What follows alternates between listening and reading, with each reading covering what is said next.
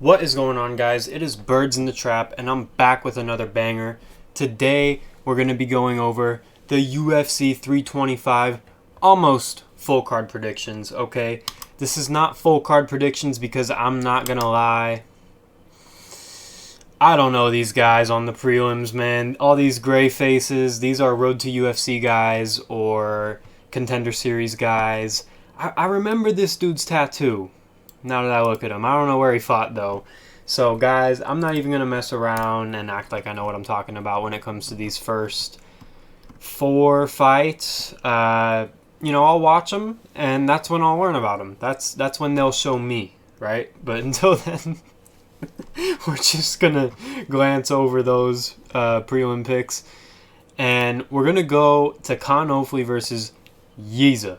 Okay, let's just call him Yeezus. Let's call him Yeezus versus Khan Ofli. I did my picks on Verdict, and for some reason, I guess Khan Ofli is like a big underdog. They don't have the odds on here, but I'm just gonna crafty pick him to win. Yeezus, I should say. You know, everyone that Yeezus fought recently has been on Road to UFC, and his most recent UFC win, I'm pretty sure, is Weston Wilson. Which I'm sorry, I'm not gonna pick you just because you beat Weston Wilson. If you beat Weston Wilson, but Khan Ofli beat Ricardo Ramos, I'm picking the Ricardo Ramos win over whoever the hell I just said for Yiza, right? So I'm going to pick Khan Ofli by decision. Khan Ofli also won his last fight. Finally looked like he had some momentum and some prowess, right? I think the other times I've seen him fight against like Marian Santos, and I think he had another fight in the UFC, he just kind of looks like a pushover, but his last fight, he got the dub. I'm picking him again. It is kind of a chance pick, but we're gonna go with Khan Ofli. All right. Moving up on the card, Jonathan Miklev versus Oban Elliott. All right. I think I'm gonna pick Oban Elliott. You know, this is a pretty interesting fight to give someone in their second fight, but they might see something in Jonathan Miklev after the Kevin Jousset win. But I don't think Kevin Jousset is all that good. I heard he just got knocked out in PFL. That's tough. And that's who Jonathan Miklev beat in his UFC debut, and he's going right to Oban Elliott, who has looked good on the feet and in the grappling. Aside from, I remember he got dropped by Val Woodburn. That's not a great look. Did KO Bassel Hafez, but that was Hafez kind of on the come down of all those roids. You know what I'm talking about? And his last fight against, man, was it Sung Hyun Ko? Kyo? Is that who he last fought? I think he just got mauled in that fight, no matter who it was. I know he lost every round. But I think he's good everywhere, enough to win a crafty little decision here. He's going to have a crafty vet performance for the newcomers, right? He's going to put his experience on him. Moving up, we got Jacob Malkoun versus Torres Finney. I don't know the odds on this one. I can imagine Torres Finney is the favorite. Look at that unit. Look at that brick. But, dude, I'm picking Jacob Malkoun. Jacob Malkoun is actually pretty underrated. Hasn't fought in a while. But I also don't think Jacob Malkoun is like a fighter first. Like, something about him taking a lot of time off. You know, he could have been injured. I'm sure he was injured. But seems like he's fighting when he wants to. You know what I mean? He fights on his own accord against opponents. You know, he plans his fights, and he does everything right. I think he's coming in here because he's ready. I think he's more damaging than Torres Finney. He's more dangerous than Torres Finney. Torres Finney won a fight with, like, one strike landed, basically. And overall is on his way to being a real disease for the UFC. They should not have let this guy in. I'd tell him to drop a weight class, but he's also... Dude, I just don't know if Torres Finney has a fighter build. I don't know if he can do it. You know what I mean? At least not with his style. Because I think Jacob Malkoun is going to beat him. I think he's going to beat him by decision. But Jacob Malkoun KO'd Andre Petroski with his hip. Come on now. Beat the piss out of Cody Brundage. And then Cody Brundage milked for a DQ. Typical Brundage. Also had a really good fight with Brendan Allen. That's good. I think I'm forgetting one of his more recent fights that I just can't remember. But I'm picking Jacob Malkoun. I don't need to say much about it. You guys know Torres Finney. Speak of the devil and he shall appear. Cody Brundage is on this card versus Cam Rouston. And I'm picking Cam Rouston. I'm not going to overthink this one. I see a striker that's dangerous from Australia who's on the up and up. And I see Cody Brundage who... I feel like Cody Brundage, they give him a fight where he can win it just enough to keep him around. But then they give him to guys like Cam Rouston and Bo Nickel. You know what I mean?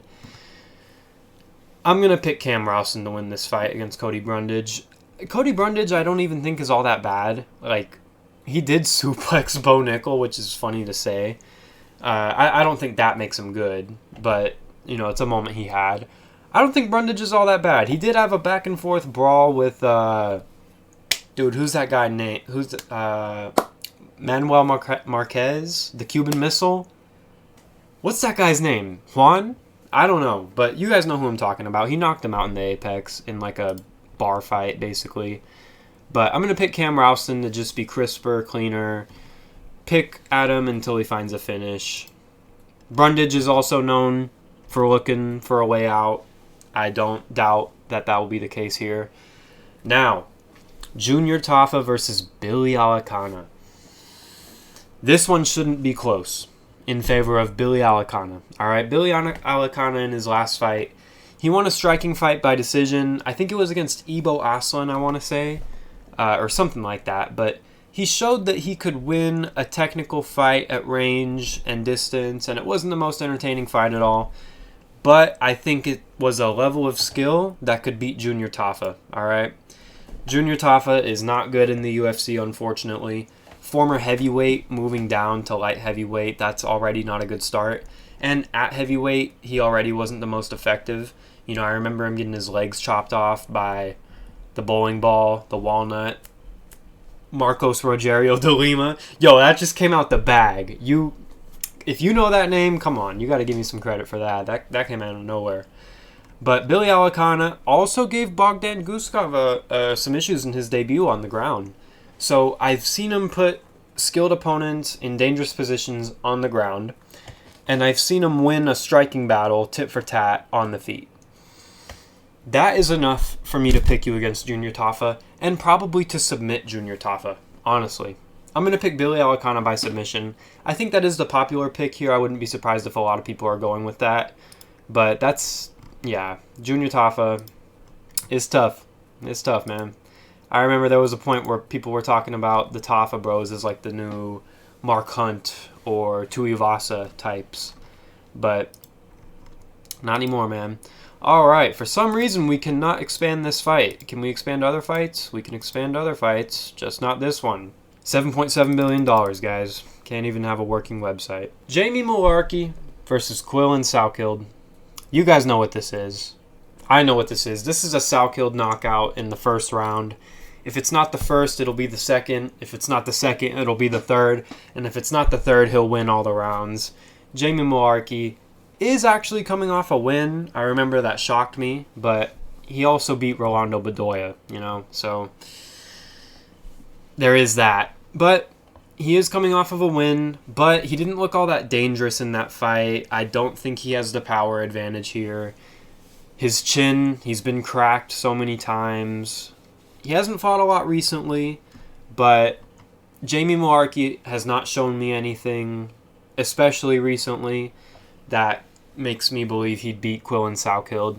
Obviously, Salkild knocked out Nasrat Hakparast, which is a better win than anything Jamie Mullarkey's done. Also beat Anshul Jubli. Come on now. But Quillan Salkild did have a really good grappling type of fight with Yanala Shmooze, which I remember watching and being like, all right, we got something. This is good. So I think he's going to have an answer for the grappling, and I think his striking is going to be too much. Give me Salkild by knockout. I like that he's getting a win streak going, though. You know, I feel like people are already talking about him versus like top 10 opponents. I'm like, guys, let him get like 4 or 5 wins. You know, let him get his run going. So I like that he's fighting in his hometown against a favorable opponent. Bam Bam. Big Bam Bam. I don't even want to call him Tai Tuivasa. He's just Big Bam Bam. But I guess he has taken this fight a little more serious than other ones in the past. You know, the Tybura fight is really not a good look. I don't like the Taco Bell in the locker room. It's not good, man. It's tough for Tai Tuivasa. But Taliesin Teixeira is nothing special, I don't think. He could be, but I don't know if he will be. I don't know if he's going to necessarily learn how to use his body type. You know, he's so big and physical. Like, just bully guys. Use your range. Run them down. You know, use the clinch even. Knees to the body. Like, but then again, he has less than a minute of fight time in the UFC. So we haven't really seen if there's any wrinkles to his game. And I don't think he'll need to, because I think knees to the body and right hands clobbering Tuivasa is going to be enough.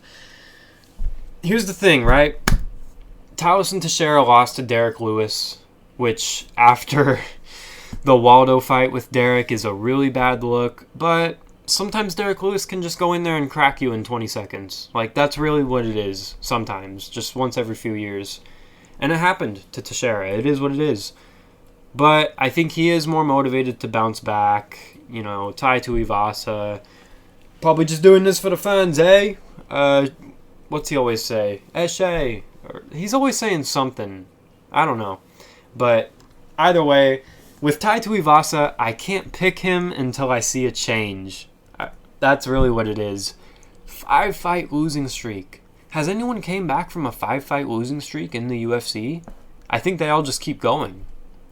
And that's tough. Like, when you think of Tai Tuivasa, for some reason I don't think of him as like a 5-fight losing streak guy. But man, he hasn't won since 2022. That's 4 years. It'll be 4 years since he beat Derek Lewis.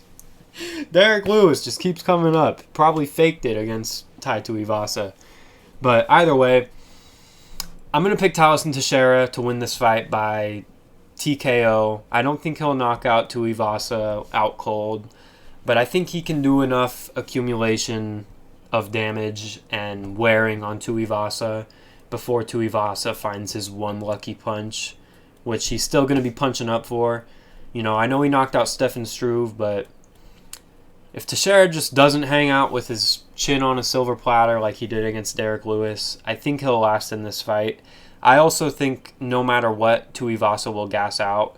You know, I know he did go 3 rounds in his last one against Rosenstruck, but I can't trust it. I can't trust it, man. I'm picking Taliesin Teixeira, but I want to be wrong. I want to see a shoey, man. It's been too long since we've seen a shoey in front of the crowd. This is where we get started, man. This is what we're here to talk about, boys. Rafael Fiziev versus Mauricio Rufy. I'm going Mauricio Rufy. All right. Fiziev at 155, I don't think has the power that everyone talks about him having. I've only seen him get hurt, right? I haven't seen him drop anyone since, man, RDA. And then since then, it feels like all he's done is lose to Gaethje. Because that's really the case, you know? He had a bad fight where he got injured, fluke injured, with Gamrot, you know?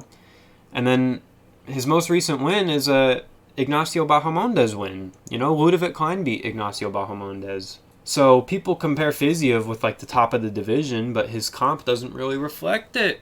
And he doesn't have the power like that. And he's supposed to be this sick Muay Thai, Tiger Muay Thai fighter. But if I'm not mistaken, he really got that fight going with Ignacio Bahamondes with the takedowns. I don't think he's going to be able to take down Mauricio Rufy. I think Benoit, who beat Rufy, and we're going to talk about, is stronger and just more tenacious than Rafael Fiziev in that type of approach. I don't think Rafael Fiziev would be able to go out and do that. And Rufy is good, man. On the feet, he's super crisp. Had good reversals against BSD. I think he's been training that ever since. Training with Volk for this fight, who is also a great Muay Thai fighter that can probably mimic the size and stature of Fiziev a little bit, you know? But the real question is, am I going to pick Rufy by knockout? I think on my verdict picks, I have Rufy by knockout, but I'm going to be honest. I actually think this one could go the distance. But I think Rufy will land shots that would knock other fighters out. So if Fiziev is other fighters, he'll get knocked out. But if he's built different and shows like a crazy chin, I mean, he did survive Gaethje. A lot of guys have survived Gaethje. Just going to say it. I'm going to pick Rufy. I think he's going to knock him out. I'm going to pick Rufy by knockout. In the third round. I think he's going to wear on him, and it's going to be like a avalanche moment. But I think Rufy's going to get the job done by finish. And, he really even shouldn't fight up the division, but he's getting the Fighting Nerds treatment, I guess. What the hell? Why not? So, yeah, Mauricio Rufy. I think that's going to be a win. Moving on to Dan Hooker versus Benoit Saint Denis. I think we are all in agreement on this one. I think Benoit Saint Denis is going to beat Dan Hooker's ass. And I think he's going to submit him. I think he's going to submit him in the second round. I have had this take since this fight was announced, but Dan Hooker turning around after 3 months, after a fight with Arman Sarukian. I don't know if 3 months is enough, And I don't think that was a 3 months where he necessarily got better. I think he just wants to be fighting again. So, I have no reason to not believe the same deficiencies won't be there and that Benoit won't be able to capitalize. Benoit's tenacious. He's on the pressure. He's in your face. He's powerful. He's going to be shooting. Dan Hooker has not really been a submission threat in a very long time. I know the Hangman name kind of came from how he'd grab up guillotines, but who's he guillotining, right? Now Hooker is able to beat like a Gamrot, barely. I don't know if he won that fight, but the difference between Benoit and Gamrot, and why I think Benoit would beat Gamrot, is the power and the variety of just dangerous shit coming at you. He's throwing head kicks, he's throwing knees, he's throwing the right hand. And he's got all the momentum in the world right now. Whereas Dan Hooker is coming off a loss very recently where he took damage. I'm picking Benoit by second round submission. I honestly can kind of see him running through Dan Hooker. Actually, no. I think it will be a war of a fight, but Benoit will get it done in that war.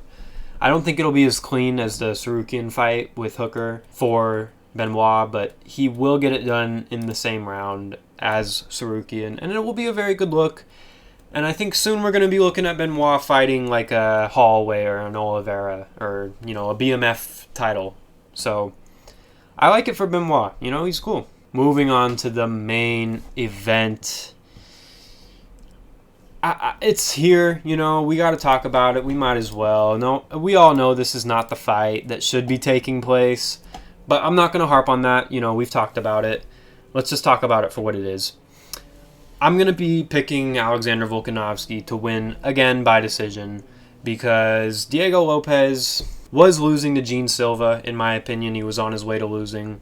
He does have an insane chin. I don't think Volk is going to be able to crack him. But I don't know if there's just really much he can change. What's he going to go out there and do different, I saw in an interview he said in the first fight he was looking for that big KO. In this one, he's just going to try to win rounds. Okay. Yeah, I love it. Go for it. Try to win rounds against Volk. How'd that go? Volk is the king of winning rounds. Volk won a round against Topuria. Volk has won rounds against Makhachev. He is the round winner. He's the opposite of rely on a KO. He is sound everywhere technically. I don't think he'd be turning up if he didn't have the same speed. I don't think he'd be turning up if he didn't feel like he could still win. He just beat Diego Lopez. He knows what to expect, what it's going to feel like. And I think with some changes to the game plan, he will be making this fight a lot more dominant with the grappling. And I think everyone's talking about the body lock to the takedown that Volk got in the first fight in round 1. I swear to God, if he does that 3 times, literally, if he takes him down 3 times, the fight will be done. Even if it's not stopped, Lopez will not be able to continue the same way if Volk scores 3 takedowns because he is such a meat grinder on top of you. Pause. But that's what it is. He is the damage. Look at people's faces after they fight Volk. On the feet and on the ground. He's going to be able to do it. Again. And I think that on the feet, he'll be safe. He'll be good. He'll outstrike him. But with the grappling, he's going to be on his ass. And it's not going to be pretty. And Diego Lopez is going to be busted up early. Well, really when Volk decides to shoot. Obviously, Diego Lopez has a puncher's chance, and I am scared of that for Volk, obviously. But as we've gotten closer to this fight, I'm a little less scared of that. I don't want to say like I'm putting my guard down and then it happens, but I really just believe in Volk. And if he was going to lose, I think it would have been the last one. And, he even got dropped and came back. So I really do think Volk is going to win this fight. By decision, 50-45, maybe a 49-46. I personally think he 50-45'd him in the first one. One knockdown where the opponent got up and won the whole round before. I just don't know. If he didn't get up, okay, but he was on his feet before the end of the round. And then people talk about round 4. What? Volkanovski backed up for a minute to fix his eye and you still outstruck him? Is that the round you're talking about? Yeah, Diego Lopez, let's see you go out and try to win rounds. His corner's going to be telling him he needs a finish. He's going to be feeling that pressure. And he's eventually going to revert back to his fighting style, which is really just 1-2, 1-2. And he's kind of a plotter, even. If you watch that fight with Volkanovski and Lopez is plodding around. He's moving like Curtis Blades. No, that's crazy. I'm joking. But he's plotty. And I got to pick Volk against that. I got to pick Volk. And still, featherweight GOAT. Win or lose, featherweight GOAT. It's clear what the UFC's trying to do here. It's disgusting. They really should be giving more respect to the legends. If I'm Dana White and you look at Volkanovski, who's had the career he's had, the fact that he's champion again right now, this is sacred. You touch this with your fingertips only. Right? You type with your fingertips to Movsar Evloev, who's not a KO threat, and Volk would beat. That's an amazing name. Or even Lerone Murphy. You touch the keyboard with your fingertips and type to Lerone Murphy. Not Diego Lopez. Volk by decision. Birds in the Trap MMA. I love Volkanovski.